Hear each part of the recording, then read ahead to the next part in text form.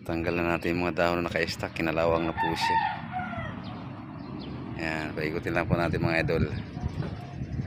Yun sa dulo.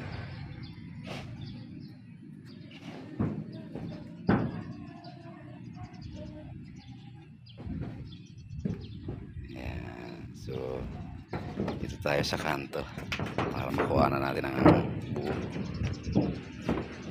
Ayan po siya, karawang na po siya mga dulo. Ayan, lalo na dito sa may plasing, kalawang na po siya talaga. Ayan.